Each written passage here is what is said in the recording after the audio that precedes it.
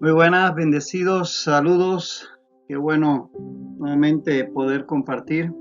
Estamos dedicando este tiempo al estudio de la palabra de Dios y como ya saben, estamos estudiando el Evangelio de Mateo, el capítulo 5. Vamos a entrar enseguida al texto, así que ten a mano la Biblia, ten a mano la forma de anotar. Estate allí pendiente y cómodo y vamos a pedirle a nuestro Dios que nos ayude en este tiempo. Padre, gracias por la oportunidad de tener un tiempo para dedicarle a tu palabra, Dios, sabiendo que ella es nuestra fuente de fe y conducta. Que tu Espíritu Santo nos guíe en este tiempo, en el nombre de Jesús. Amén. Pues sí, estamos en Mateo y pues en el último estudio quedamos en el versículo 11 y 12. Eh, Vamos a retomarlo allí. Dice el texto en Mateo 5, 11 y 12. Bienaventurados sois cuando por mi causa os vituperen y os persigan y digan toda clase de mal contra vosotros, mintiendo. Gozaos y alegraos, porque vuestro galardón es grande en los cielos, porque así persiguieron a los profetas que fueron antes de vosotros.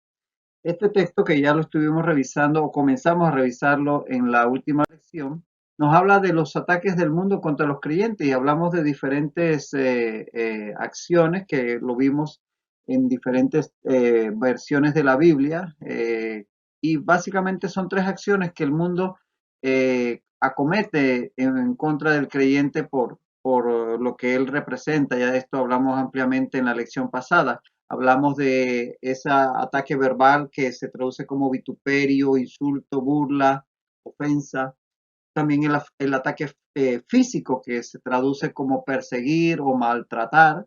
Y también la mentira, la calumnia que el mundo levanta contra el creyente. Y hablamos de esto ampliamente en la lección pasada. Ahora bien, importante entender que todo este sufrimiento, toda esta persecución, todos estos vituperios, no son no se trata de sufrir estas cosas o estos insultos o estas persecuciones por cualquier cosa, por hacer cualquier cosa, no, sufrir por causa de Cristo.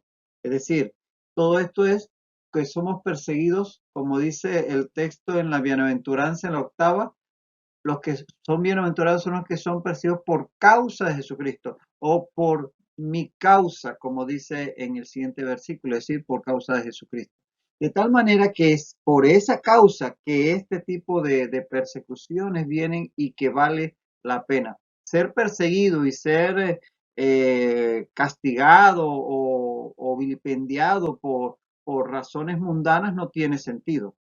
Es cuando lo somos porque estamos caminando en el camino del Señor.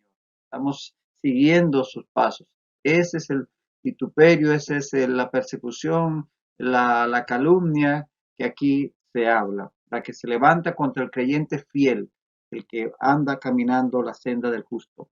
Dijo Agustín de Hipona, uno de los grandes teólogos de la iglesia en la antigüedad, dijo: no es la sentencia de muerte la que hace al mártir, sino la causa por la que muere.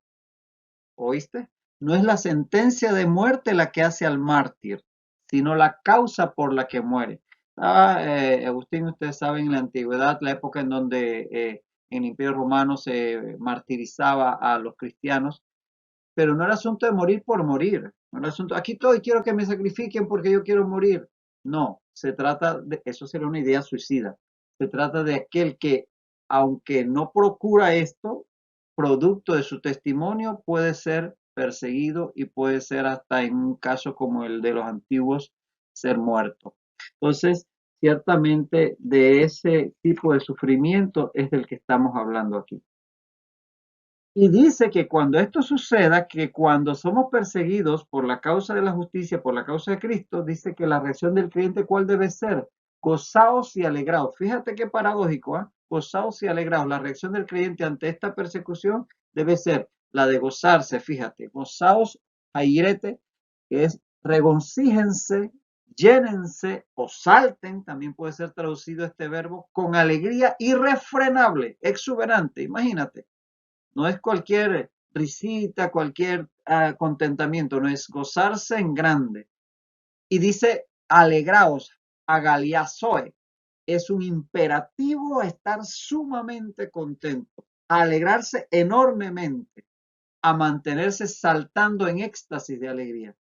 Mira los términos que utiliza el Señor en este sermón del monte, diciéndole a los que están a su alrededor, cuando los persigan por causa de mi nombre, por causa de la justicia, alégrense y gócense, den brincos de alegría y de gozo.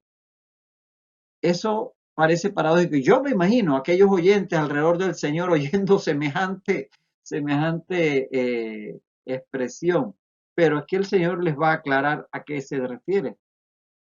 Dice, porque vuestro galardón, es decir, su premio, lo que les está guardando es grande en los cielos, grande, dice el Señor, porque así persiguieron a los profetas que fueron antes de vosotros. Entonces, esto va a ser coronado con algo muy bueno, este tipo de vida que acarrea las persecuciones. Las razones para alegrarse, no por la persecución, sino a pesar de la persecución, son estas. Es decir, tengamos claro, el Señor Jesús no les dice que se alegren de ser perseguidos, que se alegren de sufrir. Eso sería ser masoquista, sino que el hecho de sufrir y de ser perseguidos demuestra que están viviendo la vida que a Dios le agrada y eso va a acarrear el galardón. Así que es un alegrarse no por la persecución, sino a pesar de la persecución. Son dos las razones. Una razón tiene que ver con el futuro porque tenemos un galardón grande en los cielos, la salvación eterna. No hay mejor cosa que esa. Vivir por toda la eternidad en la presencia del Señor, conocer todo el universo, conocer cómo fuimos conocidos, tener a nuestra disposición todo lo que Dios ha creado para nosotros, la nueva Jerusalén, cielo nuevo, tierra nueva, por toda la eternidad en plenitud de gozo y la presencia del Señor sin enfermedad, sin llanto, sin tristeza, sin guerras, sin infecciones, sin nada. Todo gozo, alegría y paz en la presencia del Señor por toda la eternidad. Grande es ese galardón. Está en el futuro, pero también hay una razón en el pasado, porque así persiguieron a los profetas de Dios. O sea, estaríamos caminando en las pisadas de los hombres de Dios, estaríamos en buena compañía, porque en el pasado hay mucho testimonio, y este es el libro o la carta a los Hebreos, en donde podemos ver todos estos hombres y mujeres de Dios que fueron perseguidos por causa de el Señor. Y bueno, evidentemente es una prueba de que estamos en lo correcto cuando sufrimos las mismas persecuciones que el Señor eh, sufrió y sus siervos. Ahora, el galardón no es por el sufrimiento, ¿eh? No es que somos premiados porque sufrimos y que mientras más sufrimos, más grande el galardón. El galardón es por haber confiado nuestra vida en Jesucristo, que consecuencia de eso fuimos perseguidos o fuimos, se nos habló falsedades o se nos insultó o todo aquello que ya mencionamos. Entonces el galardón, tengamos claro que no es un premio por el sufrimiento, no es una manda que mientras más sufro, más me ama Dios, no.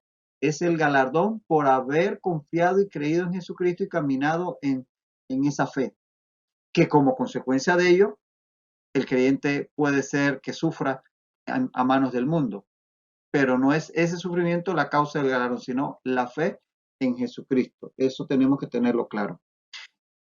Y bien, llegamos entonces al versículo 13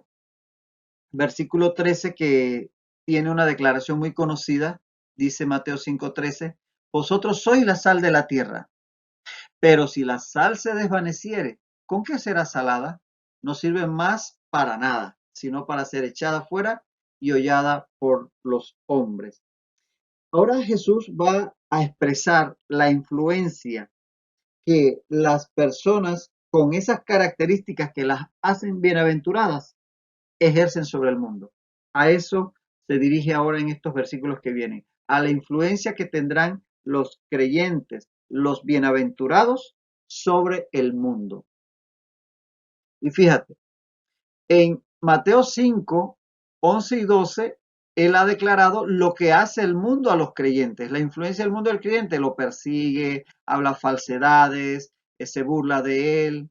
Pero ahora en Mateo 5, 13 y 16, 13 al 16 va a hablar de los efectos que el creyente tiene sobre el mundo. Acá habló de los efectos del mundo sobre los creyentes, ahora acá está hablando en los versículos 13 al 16 de los efectos del creyente sobre el mundo. Y de eso es lo que trata estos versículos que vamos a ver a continuación. Primero habla de que somos sal de la tierra. Vosotros sois sal de la tierra, le dice a sus seguidores, a sus discípulos, a los que le están escuchando en este hermoso sermón. Y vamos a ver 4 características que tiene la sal que la hacían muy valiosa para el mundo antiguo. Cuatro elementos que nos muestran el valor que la sal tenía para la gente en la antigüedad. Lo primero es que lo consideraban un regalo divino. Eh, el término, el término sal, el término sal es un término que para los griegos se denominaba teión. Teión viene derivado de teo, que es Dios, porque para los griegos la sal era un regalo de los dioses.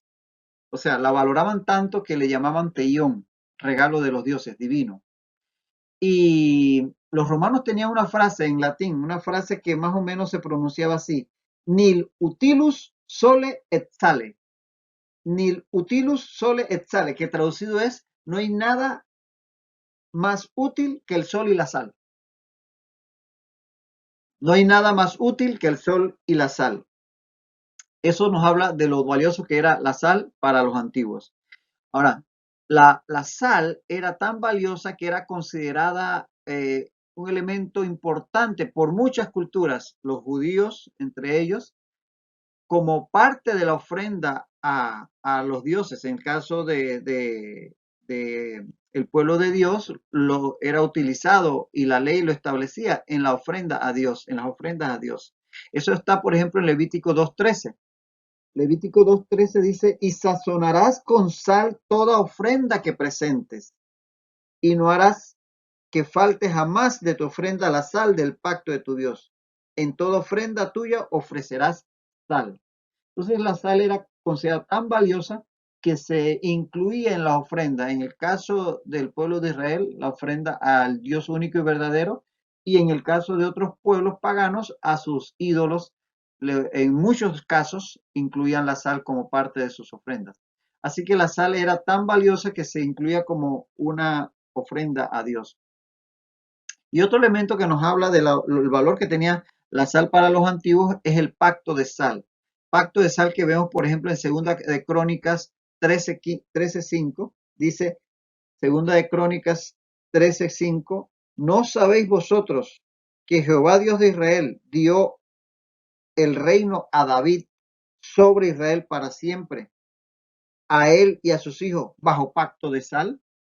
Pacto de sal hablaba de que la sal era un elemento que daba como mayor relevancia a ese pacto. Entonces, esto nos habla también del valor que tenía la sal para los antiguos. Y por otro lado, un cuarto elemento es el hecho de que la sal era tan valiosa que se utilizaba a veces como forma de pago. Cuando en el ejército romano no había suficientes monedas para pagarle el sueldo a los soldados, parte del mismo se le pagaba con porciones de sal, porque era tan valiosa la sal que era como pagarle en moneda contante y sonante. Y de allí se derivó el término que hasta el día de hoy utilizamos de salario. Eso que te pagan a ti todas las quincenas o todos los meses o conforme tú haces un trabajo, que tú dices que me pagaron mi salario, es derivado del término sal, porque para los romanos era tan valioso que a veces se utilizaba como pago por tu trabajo. Así que estos 4 elementos nos hablan de lo valioso que era la sal para el mundo antiguo. Y entonces, ubicándote tú en ese contexto, sabiendo las mentes, lo que había en las mentes de las personas que estaban escuchando a Jesucristo, y que Él les dijera que ustedes son la sal de la tierra, entenderán que le está diciendo: ustedes son muy valiosos, porque eso era para los antiguos, la sal era muy valiosa. Ahora vamos entonces a ver cuatro simbolismos de la sal. Cuatro simbolismos de la sal que al comparar a los creyentes con la sal nos trata o tratamos de ver lo que el Señor nos está diciendo cuando nos dice que somos sal de la tierra. El primero es la pureza, porque la sal con su color blanco, blanco, que cuando tú ves en una salina hasta que te encandila, si es a la luz del día, la luz que refleja. La pureza se asocia con el color blanco. Y no solamente eso, sino que la sal por sí es una sustancia química que está compuesta exclusivamente de dos átomos, cloro y sodio, cloruro de sodio. De tal manera que en sí es una sustancia pura, una sustancia que es blanca y por otro lado tiene un origen natural. Saben que siempre se asocia el tema de la naturaleza con algo puro.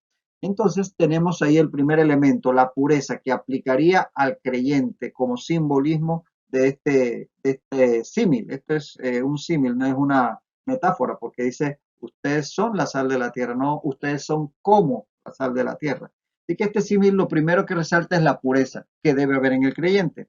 Lo segundo es el poder de preservación. El poder de preservación. La sal se utilizaba desde la antigüedad para preservar sobre todo las carnes de la putrefacción.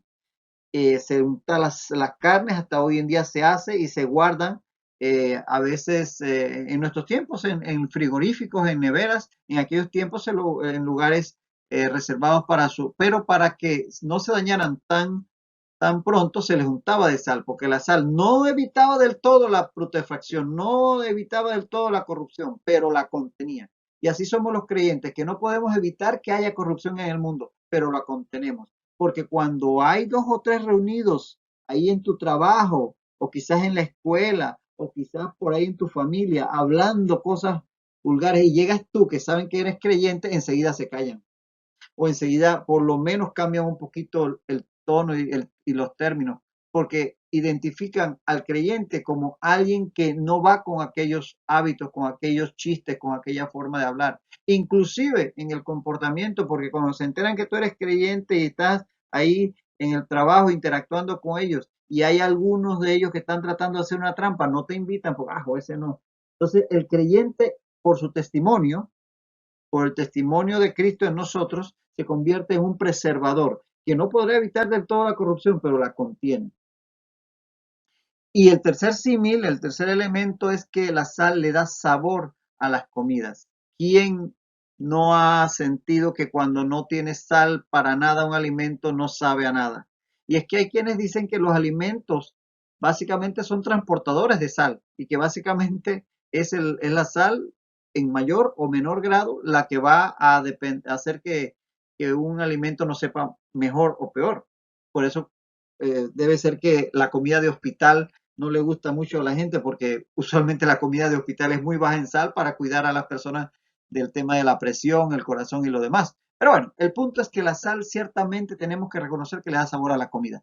Y si somos sal de la tierra, como dice el Señor Jesucristo, es para darle sabor a la vida. Porque la vida de un creyente, la vida de un creyente que genuinamente se empeña en vivir la vida de Cristo, mm, aunque el incrédulo o el impío, por más que nos ataque y quiera decir de nosotros, en su fuero interno desearía vivir esa vida, porque ve el testimonio de esa, esa familia, de esa pareja, de ese hombre, de esa mujer, de ese joven íntegro, y dice, así debiera ser yo, así debiera ser mi familia, así debiera ser mis hijos, porque ven esa vida genuina que agrada a Dios y que es deseable, porque es un sabor de vida agradable, aunque muchas veces no lo reconozcan.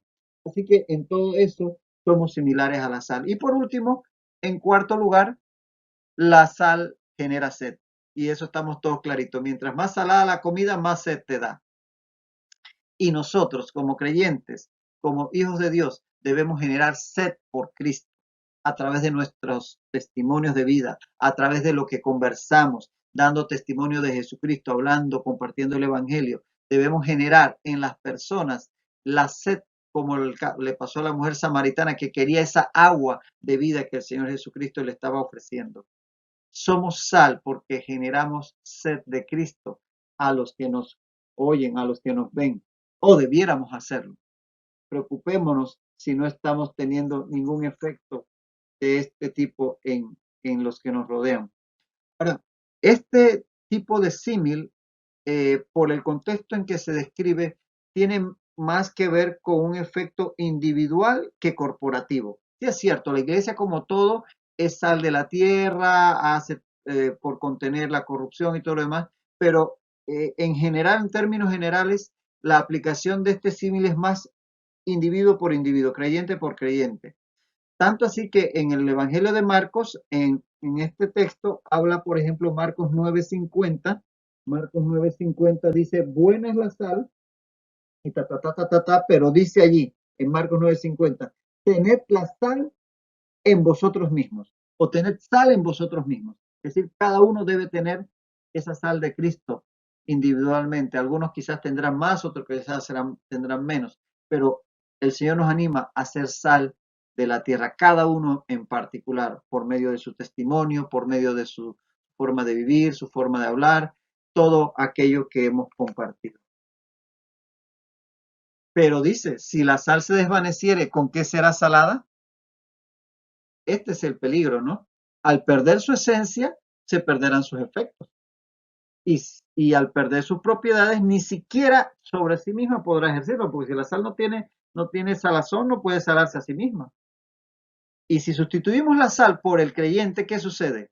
Bueno, que el creyente al perder su esencia, se perderán sus efectos. Y al perder sus propiedades, ni siquiera sobre sí mismo podrá ejercerlas. Así que ciertamente el símil se amplía al extremo negativo, que si perdemos las características que nos hacen hijos de Dios, no vamos a poder hacer nada. Ahora, la pregunta es hipotética, pero preguntémonos, ¿cómo se desvanece la sal? Para así poder entender cómo puede ser que nosotros como creyentes estemos perdiendo la esencia. ¿Cómo se desvanece la sal? Bueno, una primera forma que se nos ocurre es por dilución. Porque si usted agarra sal y le echa agua y le echa agua, lo que va a tener es salmuera. Y eso va a perder totalmente las capacidades o por lo menos la va a menguar muchísimo. ¿Cómo el creyente puede por dilución perder su esencia o disminuirla? Bueno, porque sencillamente pasan los años y se va diluyendo su fe y sencillamente no profundiza esa relación con el Señor, sino que se conforma con lo que ya recibió de Él y ahí se queda y se va diluyendo en el tiempo y pasan los años y no crece en el Señor y va perdiendo ese sabor a Cristo. Como dice la carta a la iglesia de Éfeso allá en Apocalipsis 3, que pierde el primer amor. Esa sería la primera forma en que se desvanece la sal. La segunda sería por contaminación, cuando a la sal se le agregan sustancias que la contaminan, cloruro de amonio o magnesio, quién sabe tantas cosas que pueden mezclarse con la sal y en un momento dado ya no es sal pura, sino que una sal contaminada. ¿Qué sucede con nosotros los creyentes? Bueno, cuando nos contaminamos con el mundo y comenzamos a hablar como el mundo y a pensar como el mundo y a caminar hasta con el mundo, nos vestimos con el mundo y andamos prácticamente igual al mundo. Nos contaminamos y vamos a perder ese sabor a Cristo que nos distingue o que nos debe distinguir. Entonces la contaminación es otra forma de desvanecerse la sal. Y una tercera forma sería por adulteración. Una sustancia se adultera cuando se le introduce otra sustancia extraña. Si usted toma sal y le introduce una sustancia completamente extraña, la harina, qué sé yo, o le agrega un polvo contaminante, cal, entonces se va a adulterar, ya no es sal. Es más, puede ser tóxica. ¿Qué pasa con el creyente? Bueno, nuestra fe puede verse adulterada cuando le introducimos falsas enseñanzas, herejías, por no estar precisamente en esto que estamos haciendo hoy día de estudiar la palabra de Dios. Se introducen falsas enseñanzas porque no está cimentado sobre la verdad de Cristo. No tienes esa palabra viva creciendo en tu corazón y entra sutilmente la herejía, la falsedad y se adultera. Y eso es el caso de la sal también. Y una cuarta forma de desvanecerse la sal y sus efectos es por confinamiento. Mira, la sal dentro de un salero no sirve de nada. Sirve si se saca del salero y se le agrega a la comida. Igual, los creyentes encerrados en nosotros mismos no podemos influir en nadie ni en nada. Ya sea encerrados en nuestra propia persona o encerrados en nuestras cuatro paredes de nuestro templo. La sal tiene que salir del salero para poder tener efecto, pero si se queda encerrada es como si se diluyera. no va a hacer ningún efecto. Igual el creyente. No podemos pretender ser como aquel siervo inútil que agarró el talento que le dio su Señor y lo enterró y no lo sacó hasta que regresó el Señor. No, es para exponerlo al mundo y poder ser entonces sí verdaderamente sal de la tierra. Dice que no sirve más para nada sino para ser echada fuera y hollada por los hombres. Todos estos textos que aquí te presento, todos estos textos que aquí ves, cuando los leas, si los puedes revisar, hablan de ese echar fuera como de perderse el alma. Para ejemplo, Mateo 25:30, en esta parábola muy conocida, dice en Mateo 25:30, y al siervo inútil echadle en las tinieblas de afuera, allí será el lloro y el crujir de dientes. Entonces, esa expresión, echar fuera, está relacionada con esa pérdida del alma, que en el caso de la parábola se ejemplifica con el siervo inútil que fue echado a las tinieblas de afuera. Entonces, esa idea de que la sal que se desvanece no sirve para nada, sino para ser echada afuera, ya da una idea a lo que se refiere el Señor. Y ser hollada por los hombres sugiere la idea de desechar o menospreciar. Eso de que pisoteen a la sal. Eso da la idea de que se desecha y se menosprecia. Y es que además, si el creyente vive una vida que no agrada a Dios, su testimonio más bien puede ser de tropiezo para otros, puede ser más bien tóxica, venenosa esa sal. Fíjate que en Jueces 9:45 dice que Abimelech peleó contra la ciudad todo aquel día y tomó la ciudad y mató al pueblo que en ella estaba y asoló la ciudad y la sembró de sal. ¿Por qué? Porque al sembrar la sal la maldijo prácticamente, porque la sal se utilizaba para dañar la tierra.